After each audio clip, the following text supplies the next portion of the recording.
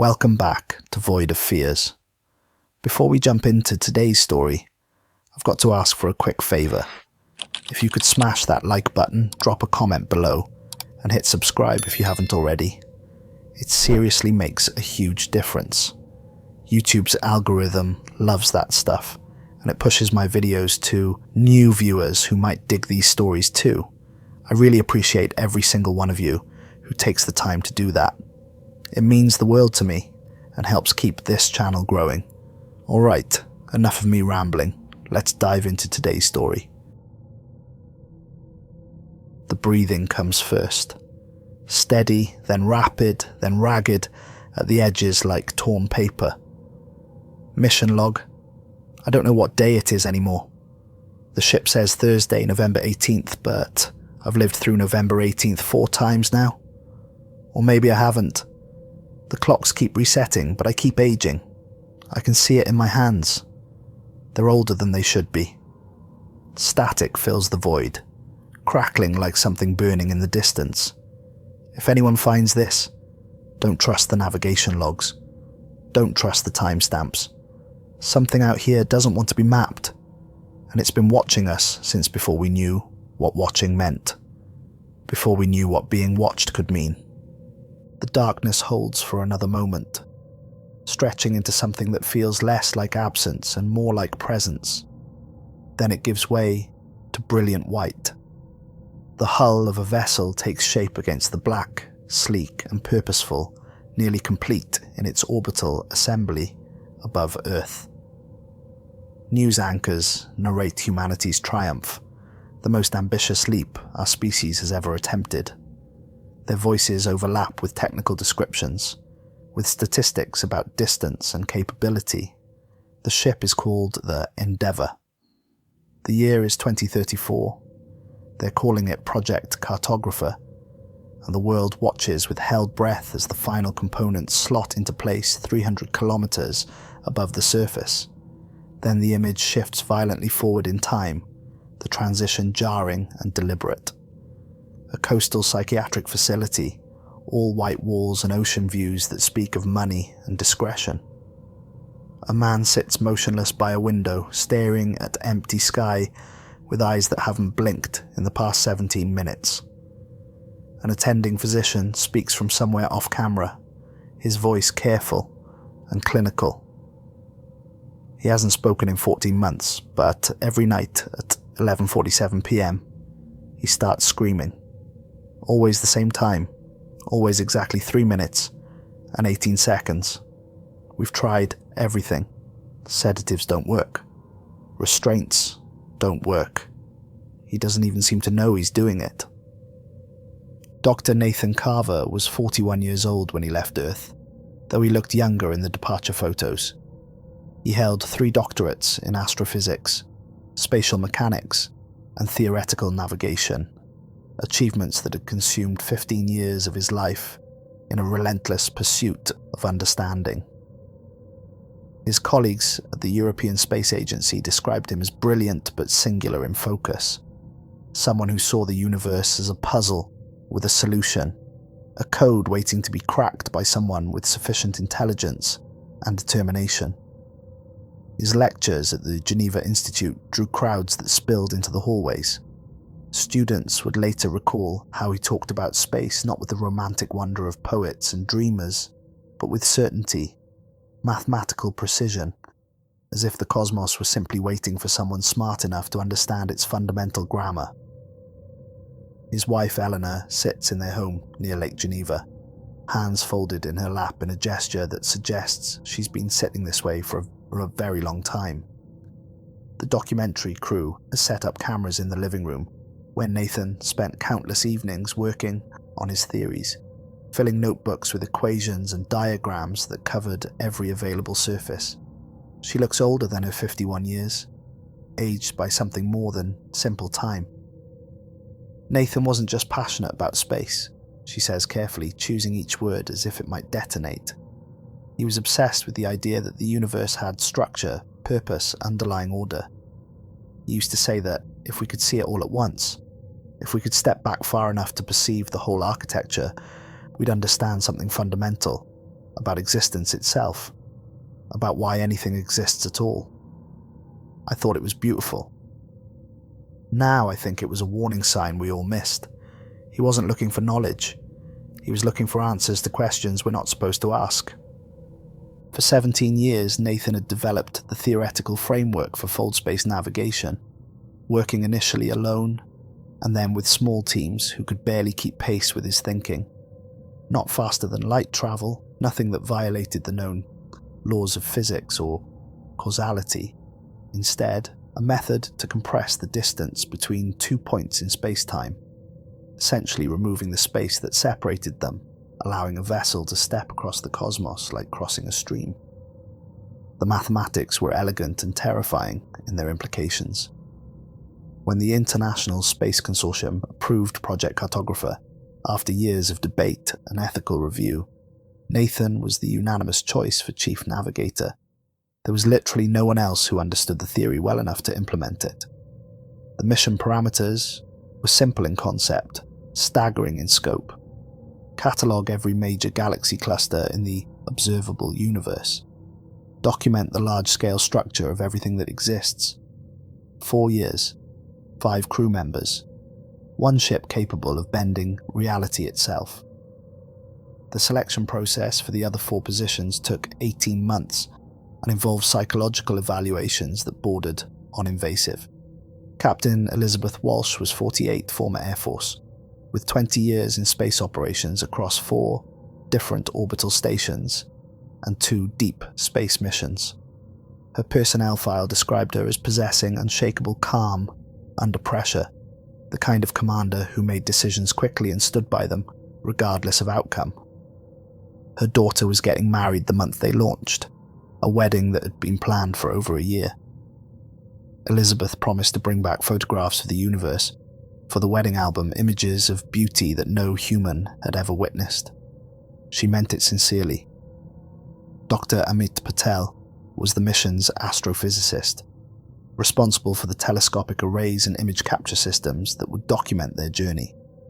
He was 39, methodical in his work, kept detailed personal journals that mixed scientific observation with philosophical reflection, and wrote poetry about the cosmos in his spare time.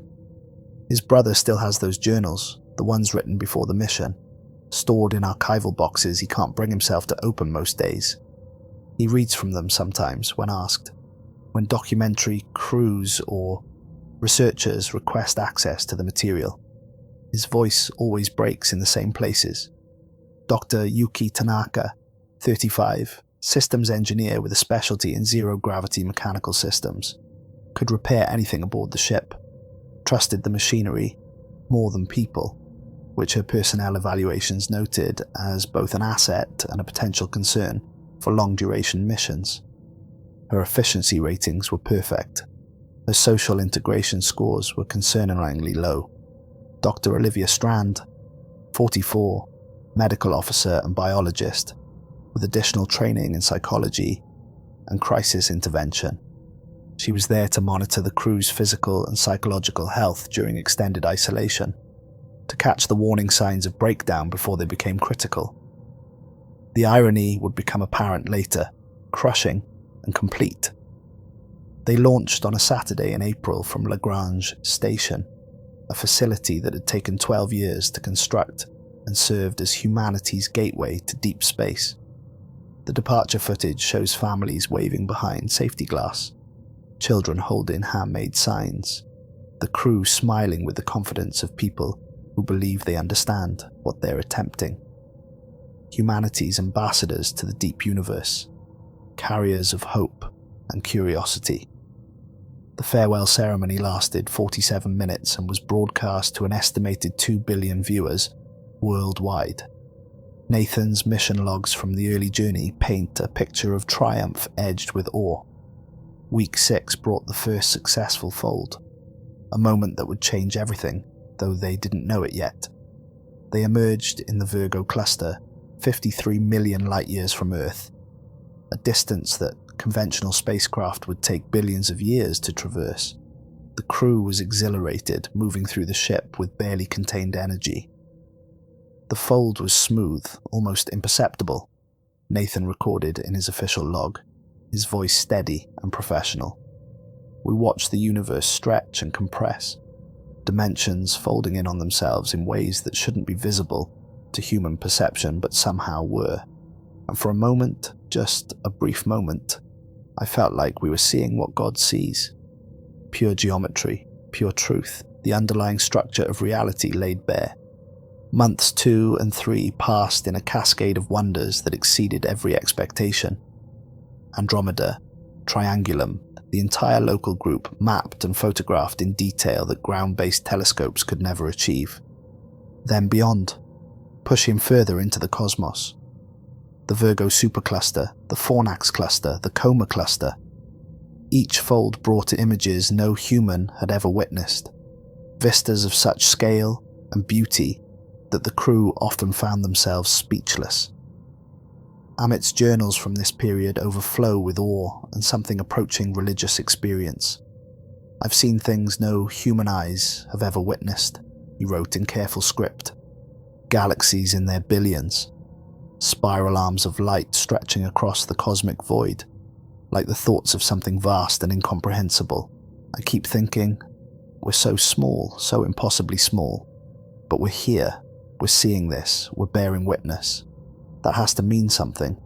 Our smallness has to mean something, in the face of such immensity." But in week 14, during the fold to the sculptor group, something changed in a way that was subtle at first, easy to dismiss. The fold took 17 seconds instead of the standard 12. A minor discrepancy, easily explained by gravitational variations or density fluctuations in the interstellar medium, the kind of variance that was expected and accounted for in the safety margins, but it troubled Nathan enough to recalculate the trajectories 3 times, checking his work with increasing frustration. The numbers were perfect, the calculations were flawless. Space itself had simply hesitated, as if considering whether to let them through. Captain Walsh ordered a full systems diagnostic, bringing Yuki in to check every component and connection. Everything checked out. The fold drive was operating within normal parameters. The power systems were stable. The navigation computer showed no errors. They proceeded with the mission, marking the discrepancy in the logs but not allowing it to slow their progress. Nathan couldn't shake the feeling though.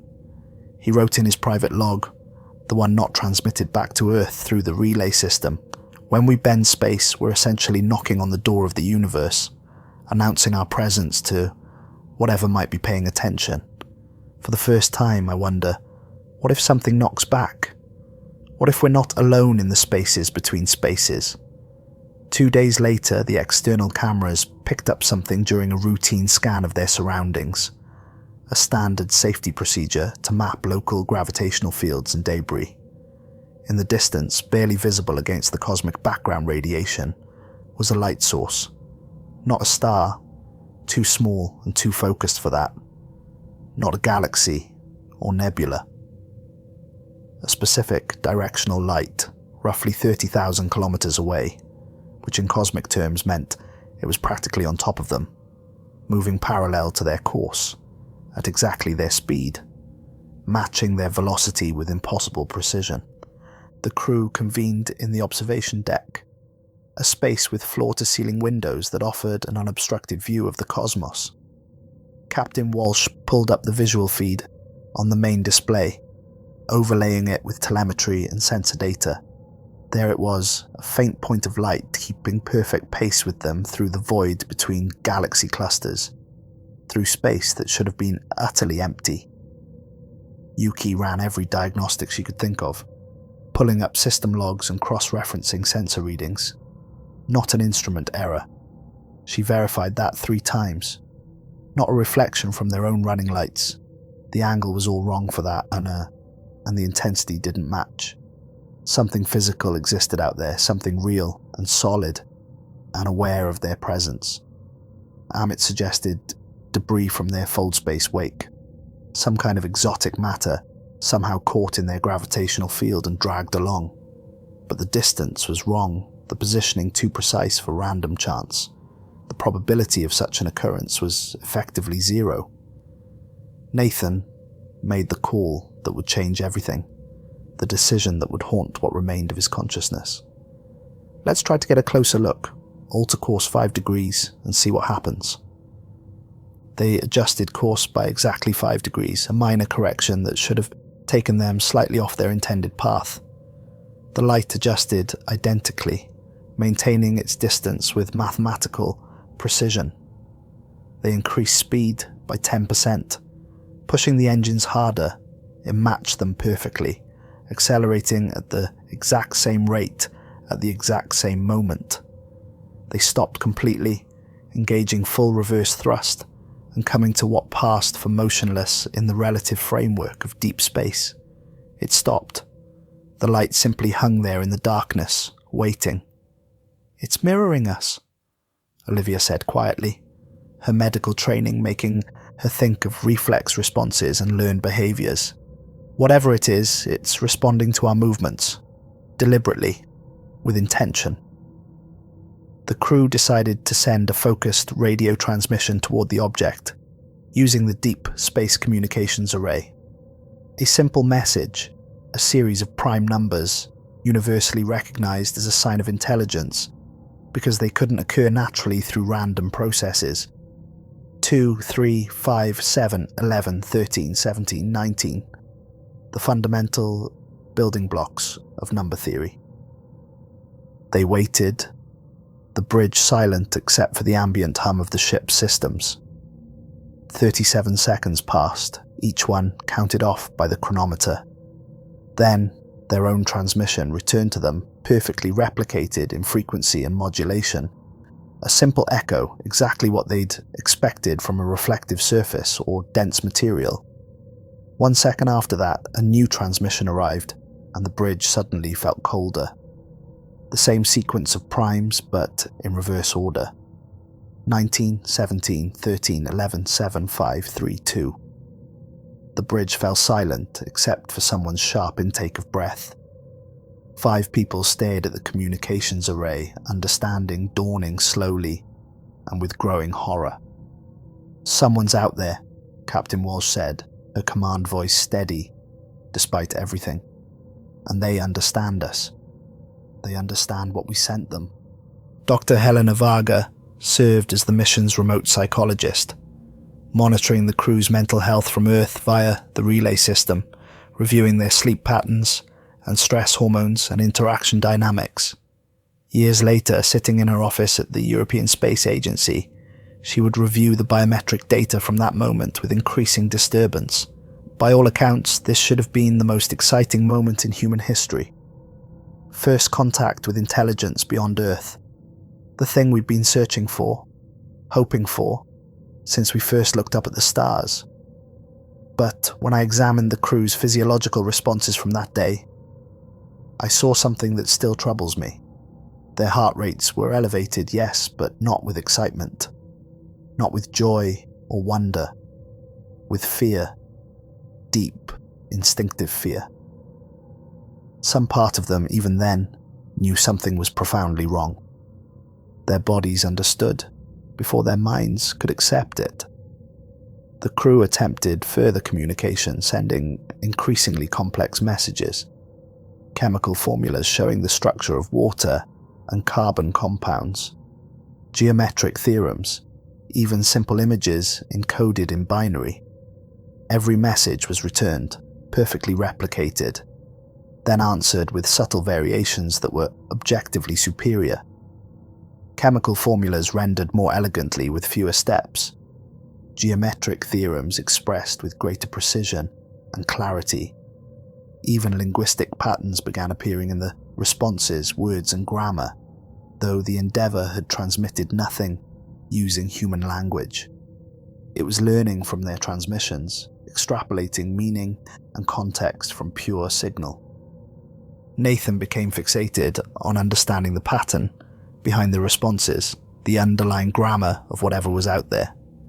He spent 19 consecutive hours analysing the transmissions, searching for meaning in the modifications, looking for the intelligence behind the corrections. He barely ate, didn't sleep. his eyes growing red and strained.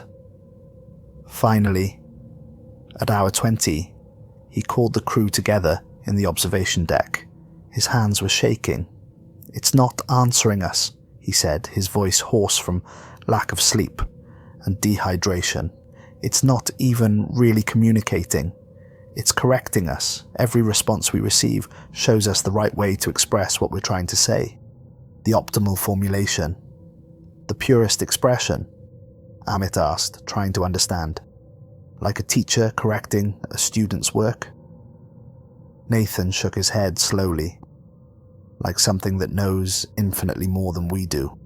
Something that sees our attempts at communication the way we might see a child's drawing of a house. Recognizable but crude, fundamentally limited by the artist's comprehension." Captain Walsh made a decision that would haunt her remaining days, a choice made with the best intentions and the worst possible outcome. "We came here to discover. This is discovery, the most important discovery in human history. Alter our trajectory toward the signal. Let's see what's out there." 3 days later, after careful calculations and safety checks that seemed thorough but weren't, they engaged the fold drive, bending space towards the light source. When reality normalized and the fold completed, when the universe reassembled itself around them, they found themselves 5,000 kilometers from the object, close enough to see with perfect clarity. It wasn't a light source, it was a ship. Their ship, the Endeavour, identical in every visible detail, floating in the void like a reflection in dark water.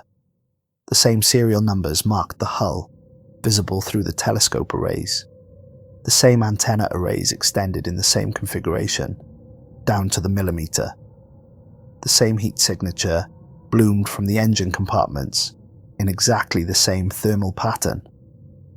Even the small details matched, the microscopic variations that should have been unique. "That's impossible," Yuki whispered, her engineer's mind, rejecting what her eyes were showing her. "That's physically impossible."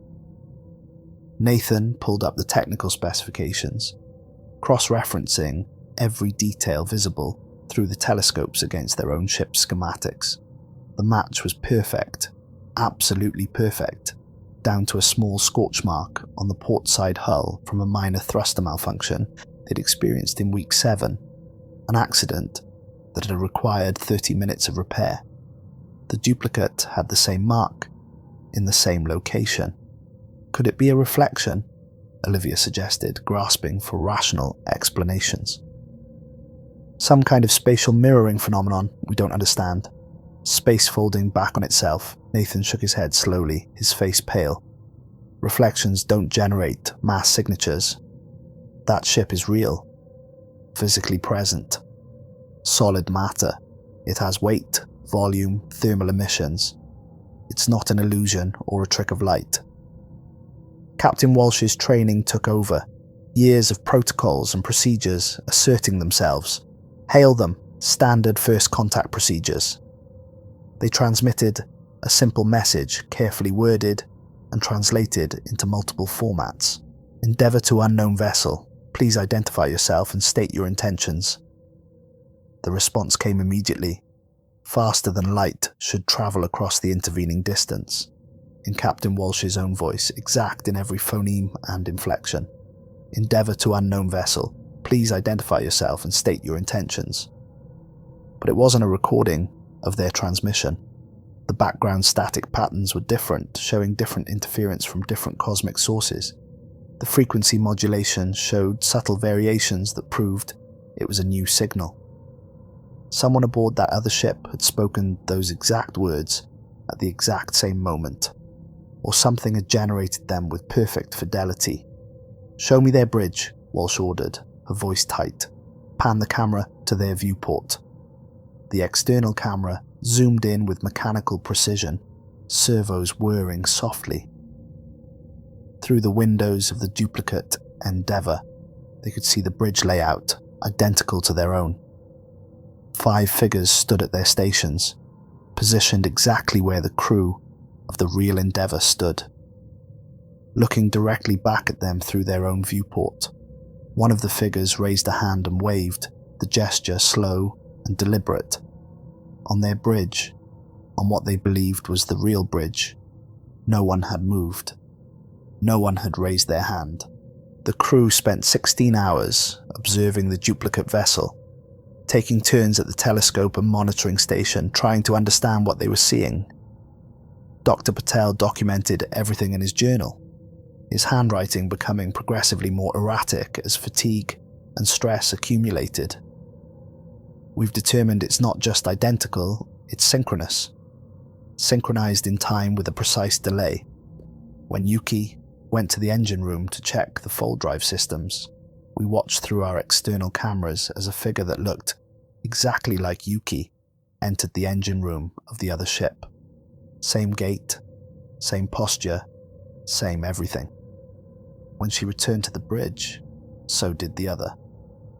But there's a delay we've measured with atomic clock precision, approximately 2.3 seconds. Everything they do, we did 2.3 seconds earlier. Or everything we do, they did 2.3 seconds earlier. We can't tell which direction causality is flowing. Nathan has a theory that's keeping me awake. He thinks we're not looking at another ship.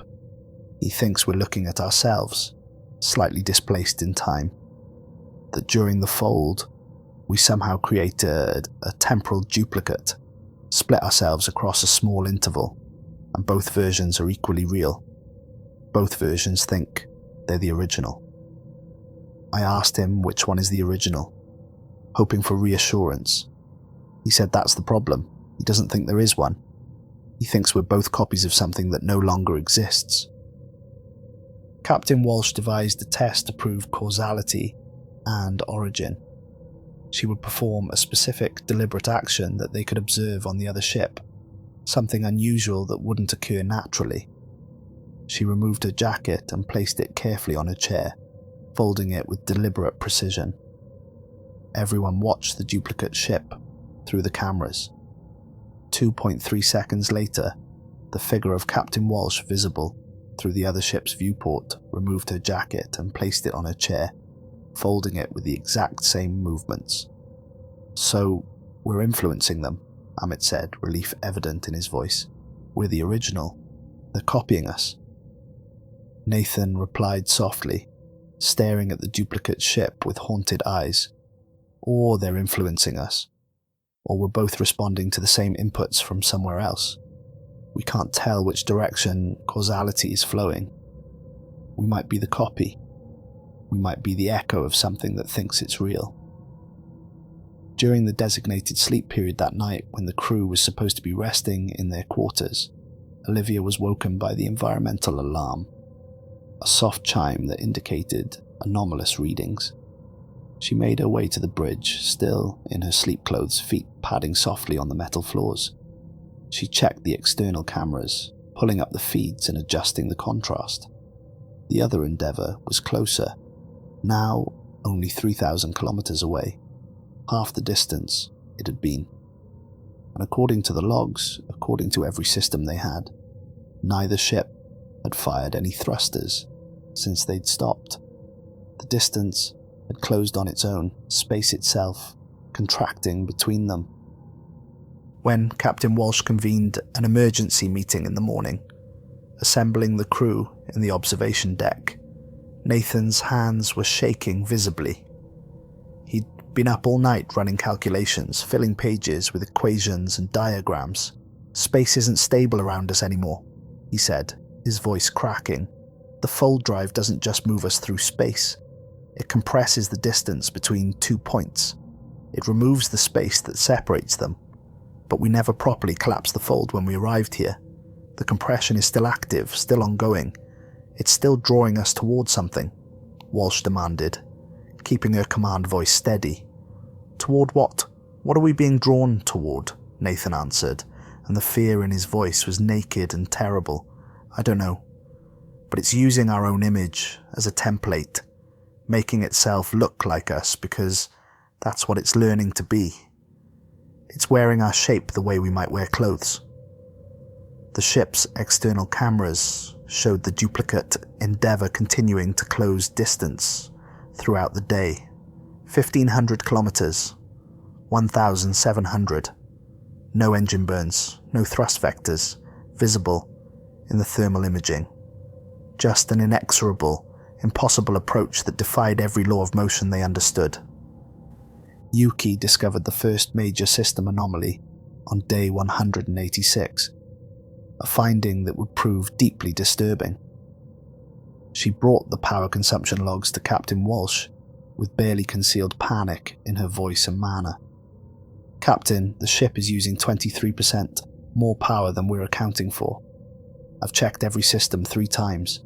I've traced every circuit and verified every load. The power is going somewhere, but I can't trace where." "It's like the ship is feeding something we can't detect," Walsh asked, trying to find rational explanations. "Equipment malfunction? A short circuit draining power?" Yuki shook her head emphatically. "No, the drain is steady, consistent, deliberate. It's like the ship is feeding something we can't see. Something that's drawing power but not showing up on any of our sensors." That night, Nathan sat alone in his quarters, surrounded by printouts and handwritten notes, reviewing his theoretical work on fold space mechanics. He was looking for something he'd missed, some variable he hadn't accounted for in his original calculations. At 2 o'clock in the morning, exhausted and half delirious, he found it. The fold drive didn't move them through space. It removed the space between them and their destination. It deleted distance. When they folded toward that signal, they'd removed the space that was keeping something away from them. They'd eliminated the buffer, the safety margin. And now, there was nothing left to remove. They were in direct contact with something that had been separated from them by cosmic distance. Day 198 began normally, or what passed for normal aboard a ship being stalked across the void. Dr. Olivia Strand reported for morning shift at 7 o'clock in the morning, punctual as always. She conducted the daily health assessments, taking everyone's vital signs and reviewing sleep quality reports. She ate breakfast with Amit in the galley, discussing the latest telescope images over synthetic eggs and recycled coffee. At 10:30 in the morning, she mentioned feeling tired, unusually fatigued despite adequate sleep, and returned to her quarters for a rest. She never emerged. Captain Walsh and Nathan searched the entire ship when Olivia failed to respond to communication. Olivia's quarters were empty. The bed was unmade where she'd lain down. Her personal effects remained untouched, arranged exactly as she kept them. Her coffee cup sat on her desk, half full, still faintly warm, to the touch as if she'd just set it down moments ago. They searched every room, every corridor, every maintenance shaft and storage compartment. The Endeavour wasn't large, only so many places a person could be. There was nowhere to hide, nowhere to go.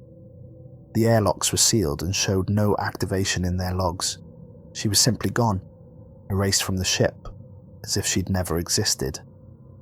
Security footage showed her entering her quarters at 11:47 the previous night, changing into sleep clothes and lying down.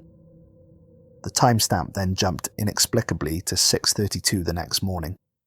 7 hours of recording missing from a system designed never to stop, designed with triple redundancy to ensure continuous documentation. "Where is she?" Walsh's voice was sharp, controlled, but Nathan could hear the fear beneath the command authority. He had no answer, no theory that made sense, nothing that could explain a person simply vanishing. They turned the external cameras towards the duplicate ship, dreading what they might see. Through the viewport, they counted the figures on the bridge, each one distinct and visible. 4. Only 4 crew members were visible now on the duplicate ship. The figure that had resembled Olivia, that had moved and acted like her, was no longer there. "Something's taking us," Amit said, his voice barely above a whisper, shaking with terror. "One by one, something's erasing us from existence, removing us." Nathan pulled up the fold drive controls with shaking hands, his fingers fumbling on the interface. "We need to fold back, now. Emergency return to Earth. Abort the mission. Walsh asked the question they were all thinking. Can we? Can we even get home from here? Nathan admitted, his voice hollow. I don't know. We're in a region of space that shouldn't exist according to our navigation charts. The coordinates don't match anything in our database. I can calculate a full trajectory, but I can't guarantee where we'll emerge. We might end up anywhere, or nowhere. Walsh ordered, making the only choice she could. Do it. We're not losing anyone else. Calculate the fold and get us home. Nathan worked through the night, building the most complex fold space calculation he'd ever attempted. A direct jump, collapsing 93 billion light years in a single compression. It should have been impossible.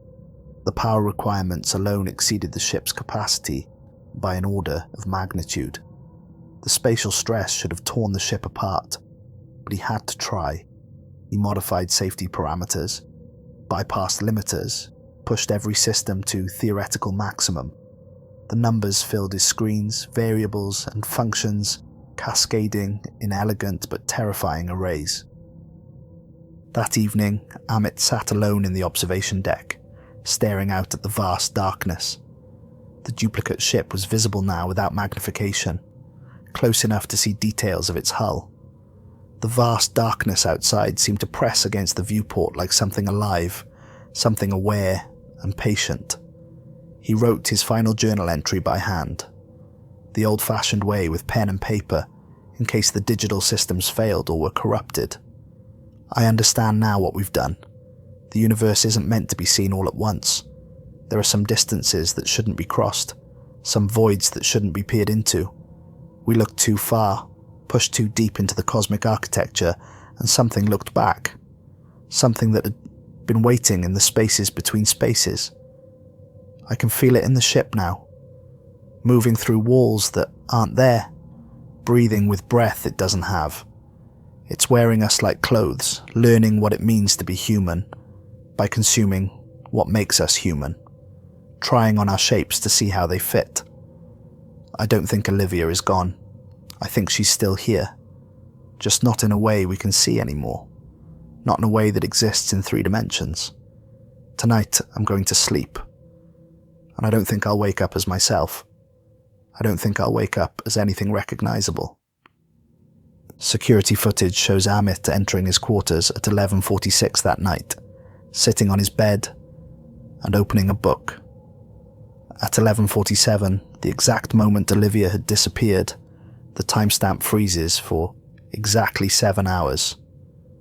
The image doesn't move, doesn't change, just a static frame of Amit sitting on his bed. At 6:32 in the morning, it resumes. His quarters were empty. The book lay open on the bed, where he'd been reading it, pages fluttering gently in the ventilation current. His journal lay open on the desk, the final entry still drying, ink still fresh. Day 204. 3 crew members remained aboard the Endeavour, and the isolation was crushing. The duplicate ship was now only 400 kilometers away, close enough to see details without magnification, close enough to see the scorch marks and micrometeorite impacts on the hull. The 3 figures visible on the other bridge had stopped moving entirely. They stood perfectly still, facing the viewport, arms hanging at their sides in postures that were almost human but not quite right, waiting with the patience of things that don't experience time the way humans do. Yuki's continued diagnostics revealed something that defied all logic and physics. The life support is still consuming resources for 5 people. The food synthesizers are producing 5 meals per day, cycling through everyone's preferences. The water reclamation system is processing waste for 5 people. The shower schedules show 5 people using them. But Captain, there are only 3 of us. The ship thinks they're still here. Walsh asked, dreading the answer. What does that mean? Nathan answered, his voice hollow and distant, eyes focused on something beyond the walls. It means the ship thinks they're still here, on some level that we can't perceive, on some dimension we can't access. Olivia and Amit never left. They're still aboard, still moving through the corridors, still eating and sleeping and going about their routines. We just can't see them anymore. We've lost the ability to perceive them, or they've lost the ability to manifest in our reality. That afternoon, Yuki was repairing a critical junction in the engine room, work that had to be done to maintain life support systems. It was delicate work, requiring concentration and precision, dealing with high-voltage systems and radiation-shielded components. Nathan and Walsh remained on the bridge, monitoring the approach of the duplicate vessel, watching it creep closer with agonizing slowness. Yuki's voice came through the intercom, clear and professional. "I've found something. You need to see this. It's important." They made their way through the corridors to the engine room, their footsteps echoing in spaces that felt too large, too empty, as if the ship had grown in their absence. Yuki wasn't there, but the repair was complete. The junction panel had been sealed properly, all connections tested and verified. Tools had been returned to their proper places in the tool locker, organized by size and function. Fresh welding marks still glowed with residual heat, the metal still warm to the touch. "Yuki," Walsh's voice echoed in the empty chamber, bouncing off metal walls. No response, just the hum of the engines and the whisper of ventilation. They searched, checked every possible location, every maintenance tube, every access panel, every place a person could be. She was gone, vanished as completely as the others. Nathan checked the security footage timestamp, pulling it up on a portable terminal. There was no gap this time, no jump in the recording. The footage showed Yuki working, her movements precise and professional, exactly as trained. Then, over the course of exactly 17 seconds, she became progressively more transparent. The camera could see through her to the machinery beyond, her body losing opacity like a fading photograph. Her tools remained suspended in mid-air where her hands had been, held by fingers that were no longer visible, then clattered to the floor in a cascade of metal on metal. Then there was nothing but an empty engine room and the sound of the tools settling. Walsh and Nathan stood in that empty space, the reality of their situation settling over them like a physical weight. "It's not taking us somewhere," Nathan said quietly, his voice barely audible over the engine hum. "It's taking us apart, unmaking us at some fundamental level. We folded space too many times, compressed reality too many times, and now space is folding us. Reality is compressing us out of existence." Dr. Morrison Hayes commanded the recovery mission that found the Endeavour, a 6-month operation that involved 3 ships and 47 personnel. He's a methodical man in his late 50s, careful with his words, someone who spent his career dealing with disasters in space. But the memory of boarding the Endeavour clearly disturbs him in ways that other rescues haven't. When we located the Endeavour, it was drifting in high Earth orbit, exactly where it shouldn't have been. No engines active, no communications, life support running on minimal power, but still functional. The ship itself was completely intact, fully functional. Every system checked out perfectly.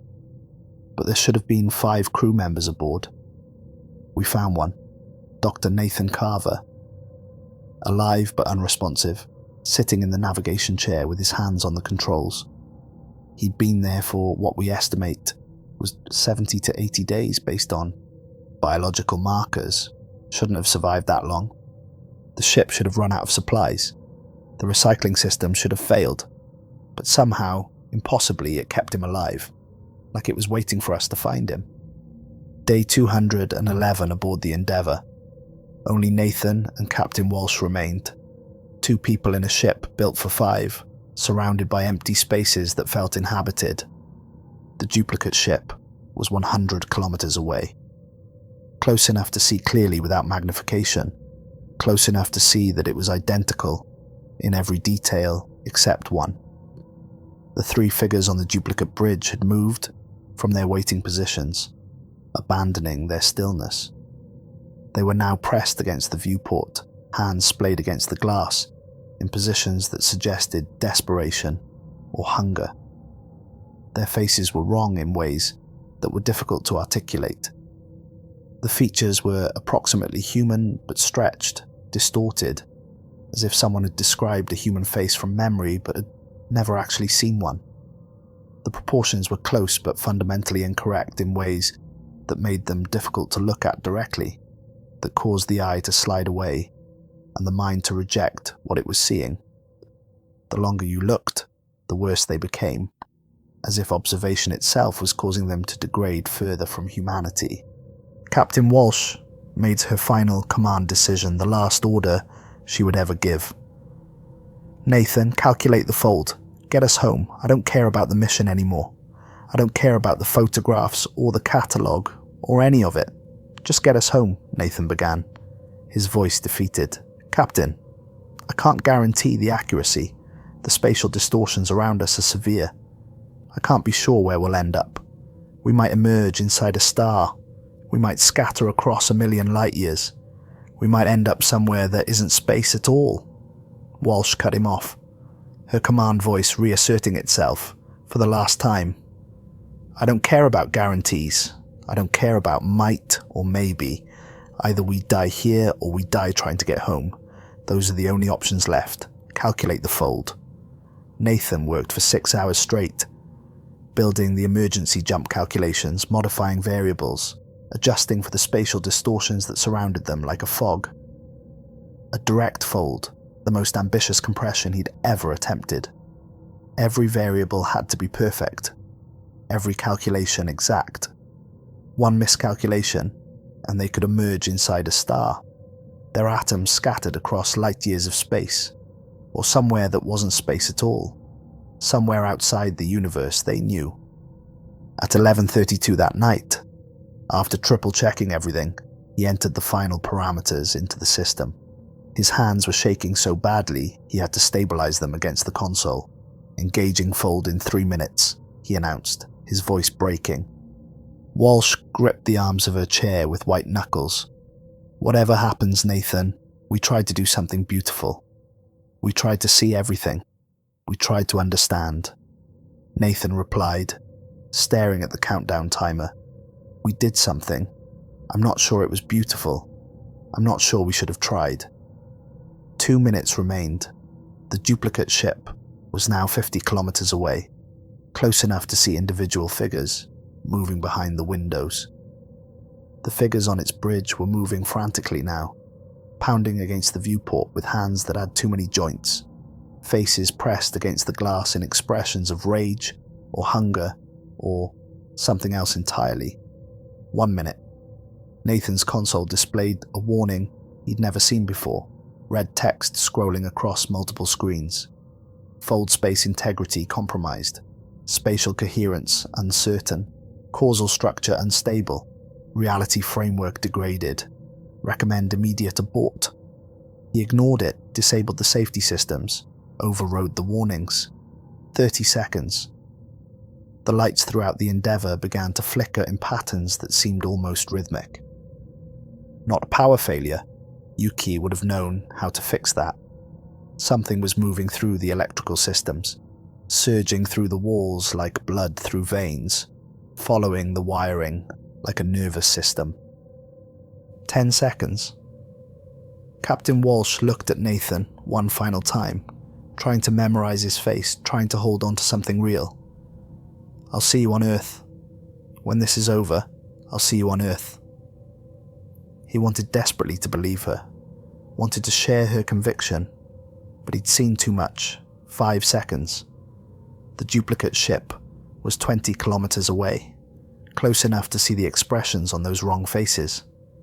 The figures on the other bridge were screaming, mouths open far too wide, showing throats that went deeper than they should.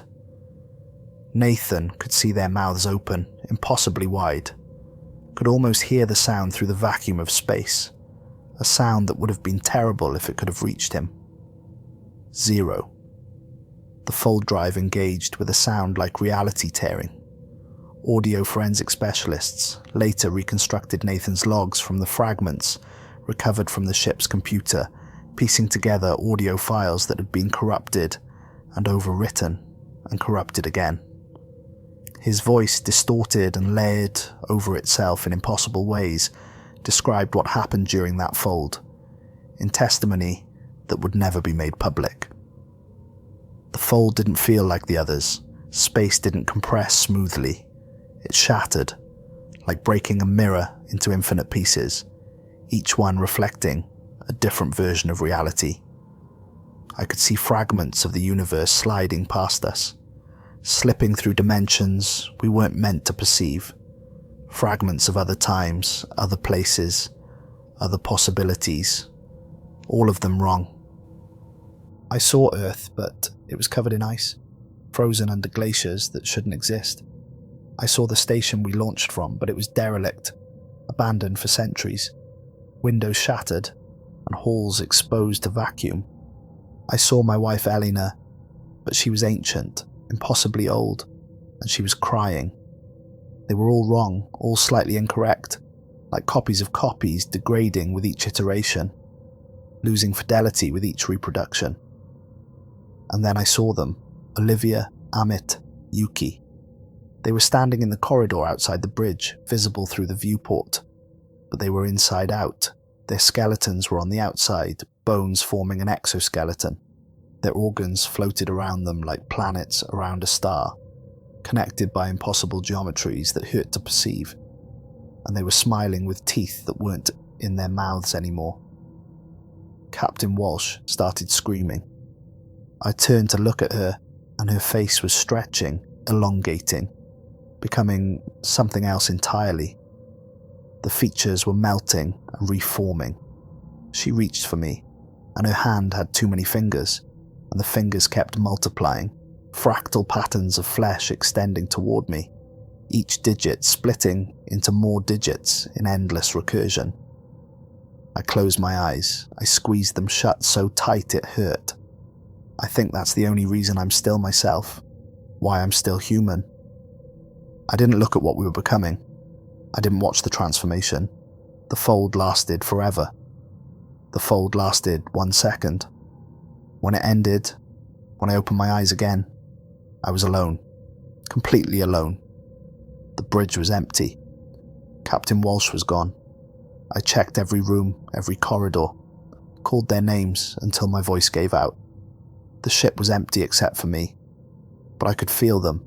I could feel them watching me from somewhere I couldn't see, from some dimension adjacent to ours, pressed against reality, like faces against glass.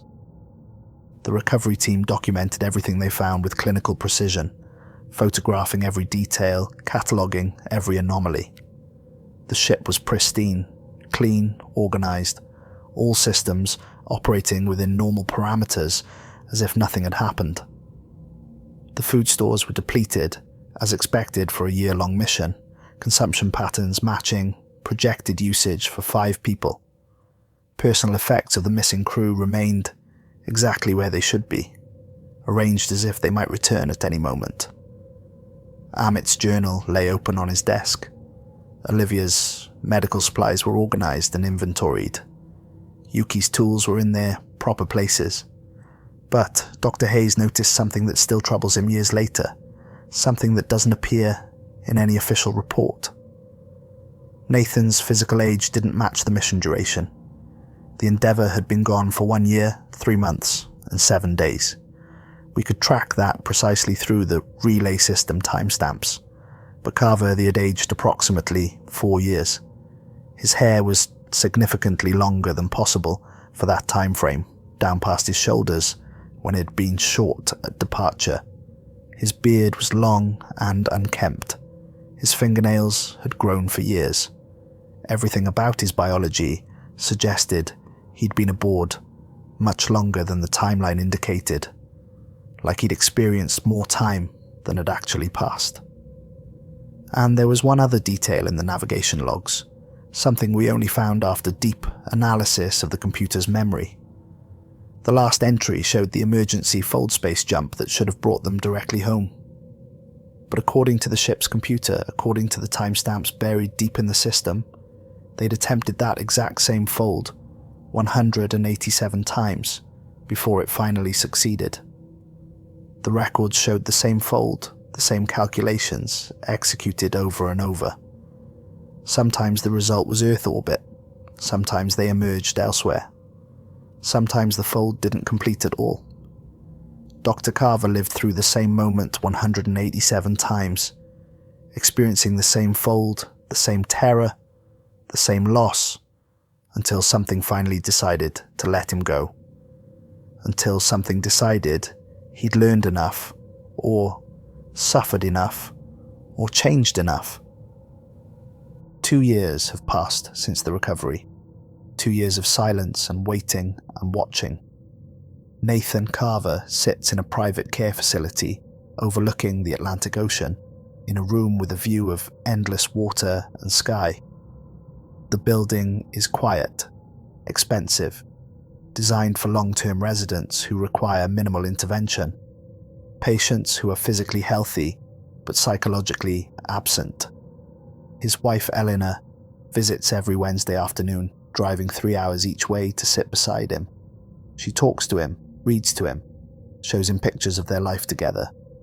Sometimes she brings his old research papers and reads the equations aloud, thinking perhaps the familiar language of mathematics might reach him wherever he is now. He never responds. His eyes remain open, focused on something beyond the walls, beyond the ocean, beyond the sky, fixed on a point that doesn't exist in normal space. Dr. Lawrence Kim serves as Nathan's attending physician, a specialist in neurological disorders who's become increasingly frustrated with the case. He's reviewed every test, every scan, every possible medical explanation for Nathan's condition. Neurologically, there's nothing wrong with him. His brain shows completely normal activity patterns, normal blood flow, normal electrical activity, normal neurotransmitter levels. He's aware, conscious, processing sensory information. His eyes track movement. His pupils respond to light. He simply won't engage with external reality. It's as if he's chosen to disconnect, to exist in some internal space we can't access, like he's present in body, but his consciousness is elsewhere, looking at something we can't see. But the night staff tell a different story, whispered accounts that don't appear in official medical records. Nurse Patricia Gomez works the night shift, 11 o'clock in the evening to 7 o'clock in the morning, 5 days a week. She's been at the facility for 12 years and considers herself unshakable, but Nathan disturbs her in ways she struggles to articulate. Every night at 11:47, he starts talking, not to us, not to anyone physically in the room. He has conversations with people who aren't there. He calls them by name: Olivia, Amit, Yuki, Elizabeth. Sometimes he sounds happy, like he's reminiscing about the mission, about the beautiful things they saw. Sometimes he sounds absolutely terrified, begging them to stop, please stop, asking them to let him go. Sometimes he sounds like he's teaching them something, explaining what it means to feel pain or joy or fear. Last week I was outside his door when I heard him say something that made me stop and listen, that made me stand there frozen. He said, "I know you're not really them. I know you're wearing their faces like masks, but they're gone, truly gone, and you're the only thing left that remembers them. So I'll keep talking to you. I'll keep you company the way you kept me company in the dark between the stars. It's the least I can do." It continues for exactly 3 minutes and 18 seconds. I've timed it repeatedly. Then he stops, goes completely silent, mid-sentence sometimes, returns to that unresponsive state, like someone flipped a switch. Every night, same time, same duration, never varies by more than a fraction of a second. It's like he's living in two different realities simultaneously, and at 11:47, the other one takes over. Like there's something else occupying his body for those 3 minutes, something looking out through his eyes. The physical evidence recovered from the Endeavour raised more questions than it answered, creating mysteries that the International Space Consortium continues to investigate.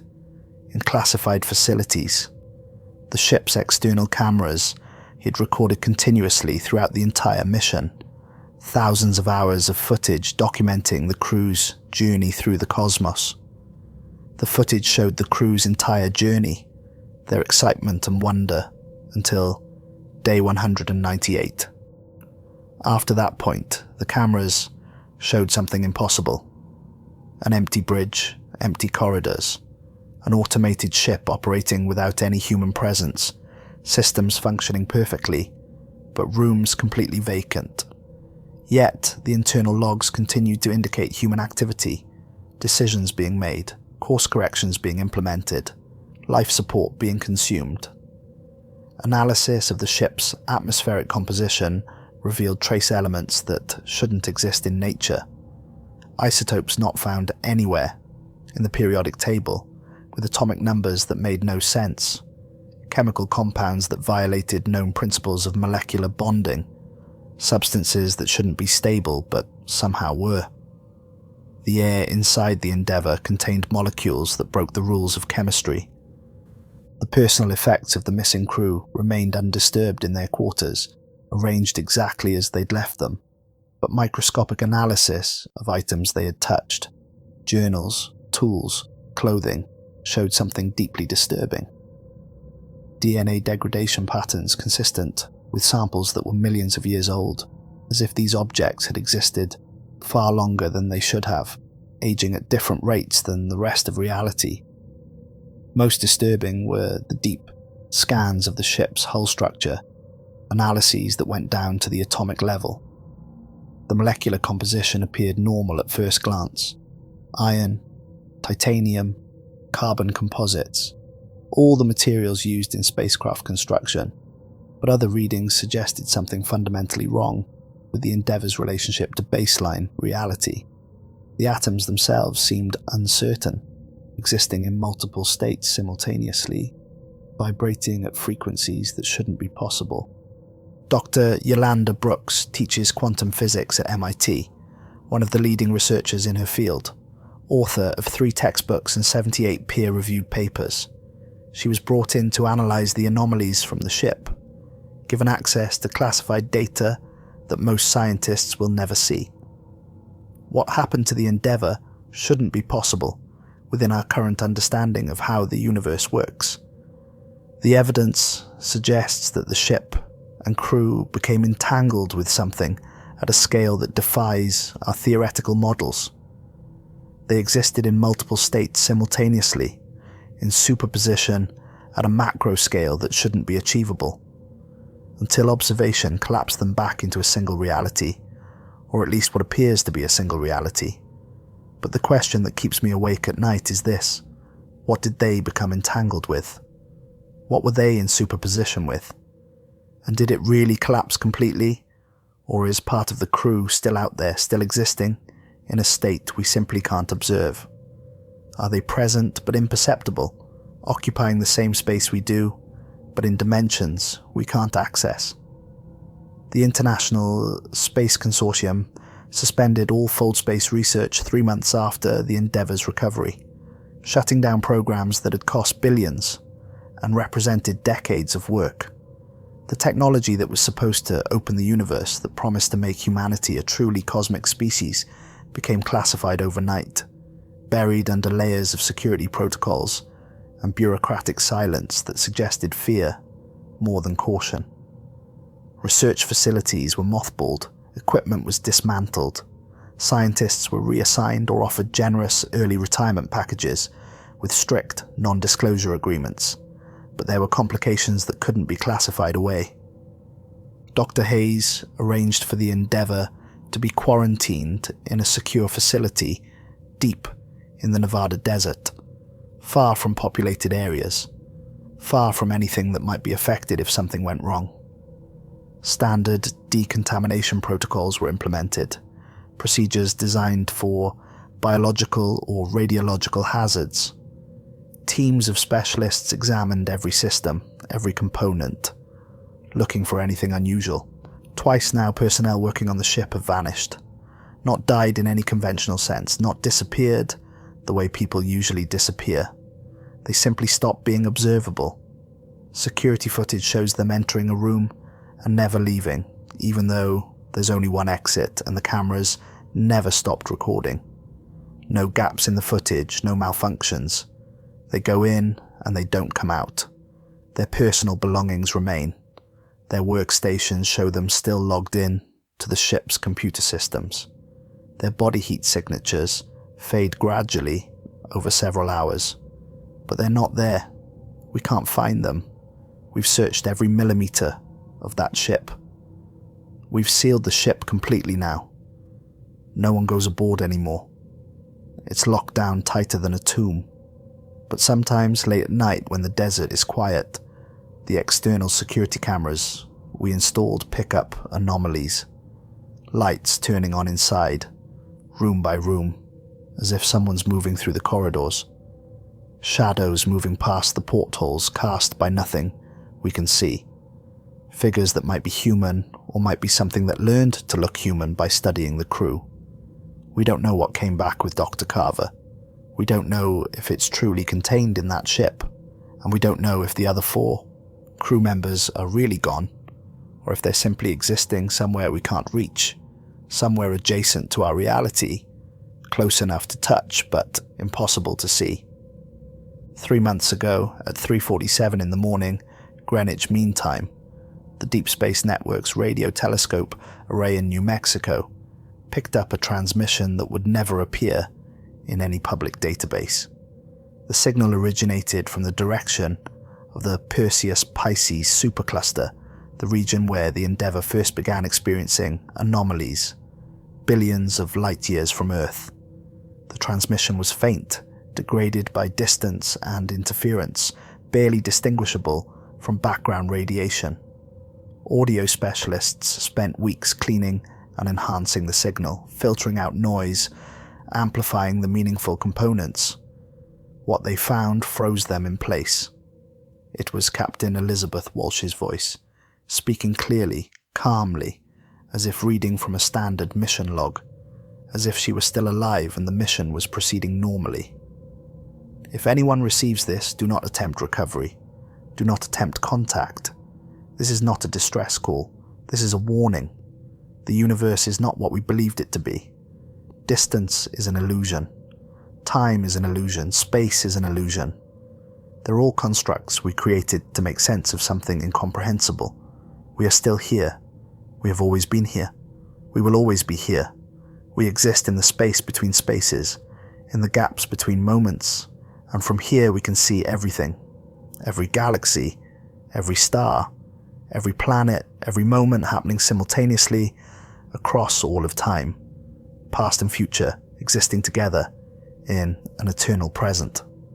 We tried to catalogue infinity, and infinity catalogued us instead. It looked at us and saw something interesting, something new. It consumed us not with malice but with curiosity, the way a child might dissect an insect to see how it works. We tried to map the universe, and the universe mapped us, learned our shapes and patterns and behaviors. Nathan made it back. Good. Someone should remember us as we were, as humans, before we became something else. But we remember him as he is, and we remember you. All of you. Everyone listening to this transmission. Right now, we can see you. We've always been able to see you. The fold space technology works. It works perfectly. It does exactly what it's supposed to do. It just takes you somewhere you can't unfold from. Somewhere you can't return from unchanged. Don't come looking for us, please. We're already closer than you think. We're in the spaces you don't look at, the gaps between seconds, the dimensions you can't perceive. We're waiting. We'll always be waiting. The transmission repeated on a loop for 6 hours and 14 minutes, then ceased abruptly in the middle of a sentence, as if someone had cut the power. It hasn't been detected again despite constant monitoring of that region of space.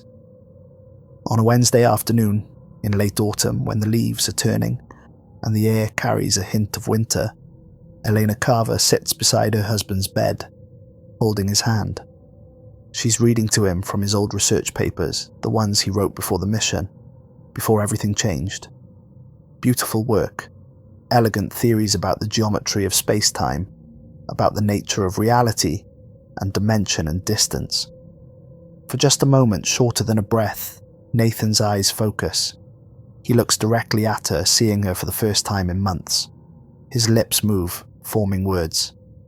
Elena leans close, hope flooding through her for the first time in so long, desperate to hear his voice, desperate for any sign of the man she married.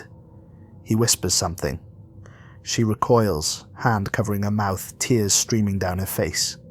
She stands quickly, nearly knocking over her chair, backs toward the door, staring at her husband with an expression of absolute horror.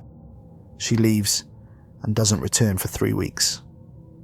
Later, speaking to someone off the record, in a conversation that was never meant to be documented, recorded on a phone that should have been off, Elena described what Nathan told her. Her voice shakes throughout.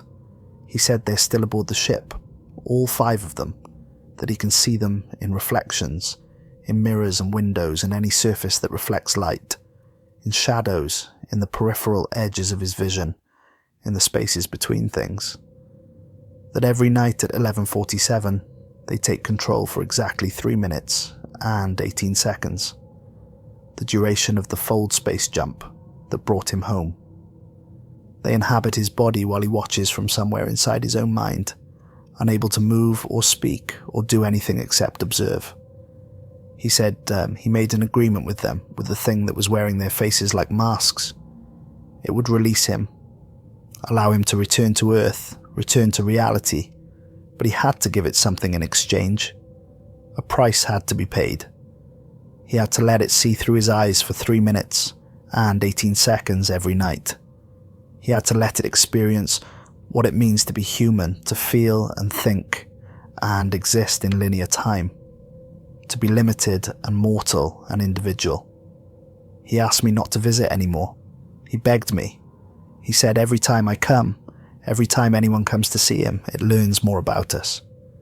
It observes through him, watches how we move and speak and interact, and it remembers everything. It's studying us, learning us, practicing us. It's studying what it means to be human, how to pass as human, how to exist in our reality without being noticed.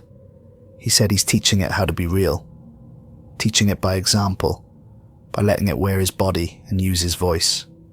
And someday when it's learned enough, absorbed enough, practiced enough, it won't need him as a host anymore.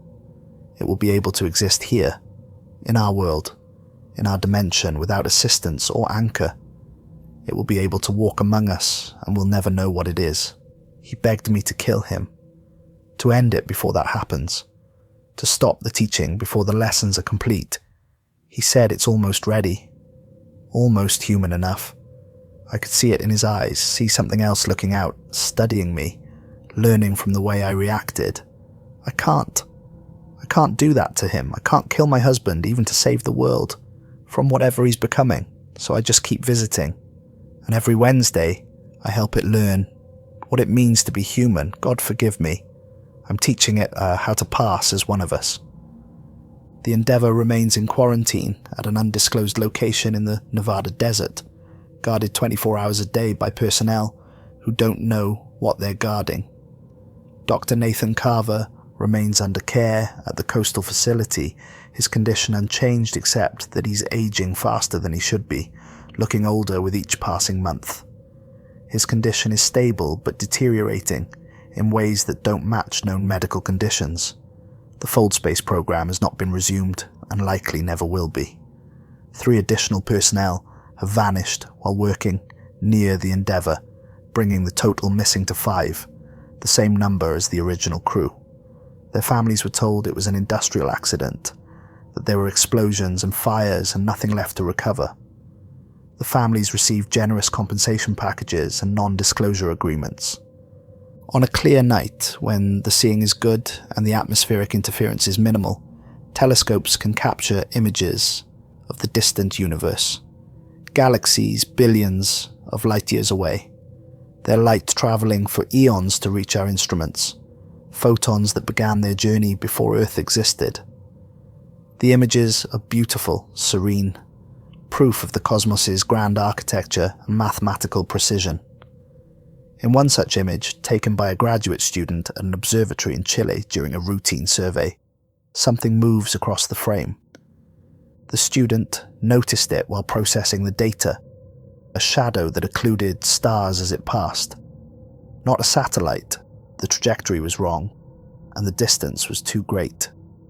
Not an asteroid or comet, the movement was too purposeful, too directed. Not any celestial object that should exist in that region of space, according to their catalogues. Something that moves with intention, with purpose, occluding stars as it passes. Something vast beyond comprehension, larger than planets, larger than stars. The image was flagged for review by the observatory director, then forwarded to the International Astronomical Union, then quietly archived in a classified database that most astronomers don't know exists. The graduate student was offered a generous research grant to study something else, anything else, and sign papers promising never to discuss what he'd seen. At the coastal facility, night falls over the Atlantic. The clock on Nathan's wall shows 11:46. He sits motionless in his chair, staring at his reflection in the darkened window, at the face that looks like his but isn't quite right anymore. The proportions slightly off in ways that are hard to define. At 11:47, his reflection smiles. The expression is too wide, showing too many teeth, lasting too long. He doesn't. His body remains still while something else uses it, something that's learned to smile, but hasn't quite mastered the subtlety of human expression.